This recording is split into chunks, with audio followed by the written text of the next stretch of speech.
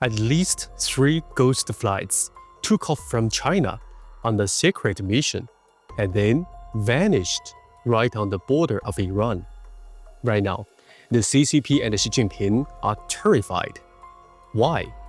And there may be an increasing number of cargo flights from China to Iran, raising concerns. And this is real-life international mystery that just unfolded, potentially to prop up a regime on the brink of collapse. You need to hear this.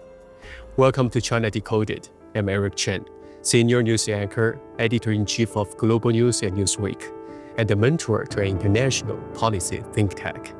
Okay, let's get right into it. It all started last Friday, when Israel launched a massive surprise attack and absolutely hammered Iran. We are talking military bases and nuclear facilities wiped out. Top commanders and scientists killed in precision strikes. This left the Iranian regime incredibly shaky. Naturally, all eyes turned to Iran's biggest ally and strategic partner, Communist China. What would they do? Well, we might have our first clue.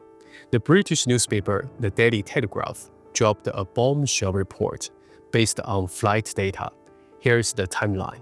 The day after Israel attack, the first cargo plane took off from China. A day later, a second one left from a coastal city. Then, the next day, a third one departed from Shanghai. All 3 planes were Boeing 747s. They followed a similar route, flying west across northern China, over Kazakhstan, Uzbekistan, and Turkmenistan. But right as they approached Iranian airspace, they just went dark, gone from radar. And here's where it gets even more mysterious. Their official flight plans listed the destination as Luxembourg, but none of these planes ever seemed to enter European airspace. Now, with the conflict heating up, this is sparking major fears that China is secretly smuggling military supplies to Iran.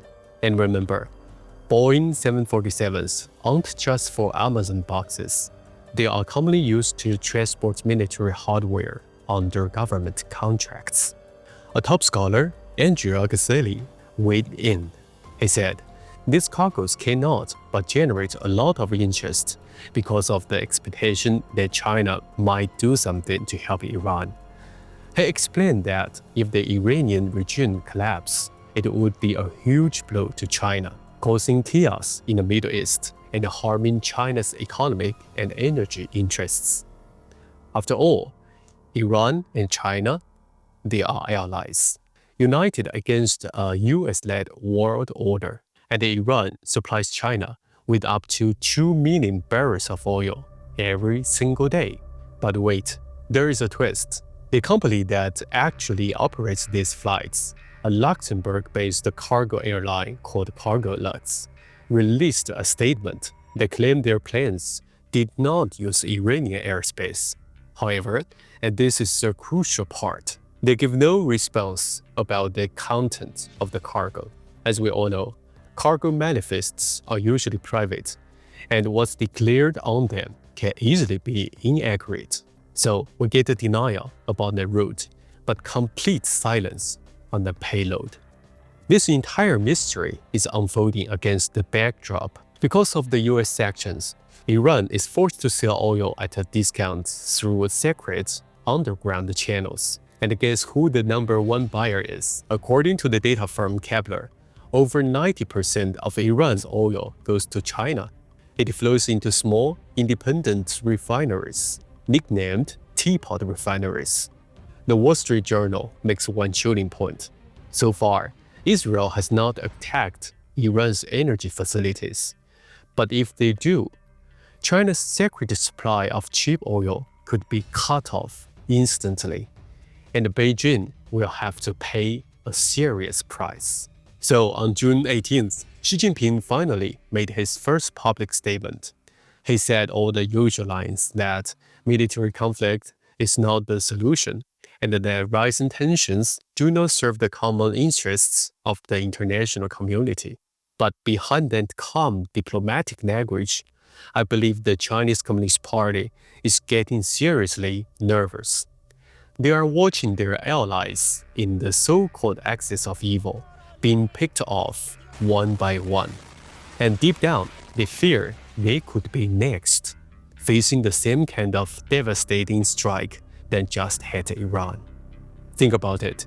This precision strike was a shockwave for the CCP, which has been propping up Iran for years. On one hand, they are watching their little brother get completely declawed. On the other, they are forced to ask, if war breaks out with the US over Taiwan, can our military really compete? And more importantly, even if I'm hiding in a bunker dozens of meters underground, will I actually be safe? Now things are getting even more interesting. Xi Jinping and Putin just had a phone call. They both condemned Israel on Thursday over its strike on Iran and agreed that de-escalation was needed. That's according to Kremlin aide Yuri Ushakov. Looks like Xi Jinping isn't the only one afraid.